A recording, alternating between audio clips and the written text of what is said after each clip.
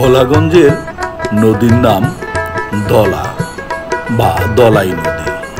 এটি সিলেট জেলার সীমান্তবর্তী একটি এলাকা, যেখানে ভারতের মেঘালয় পাহাড় থেকে নেমে আসা দলাই নদী বাংলাদেশে প্রবেশ করে।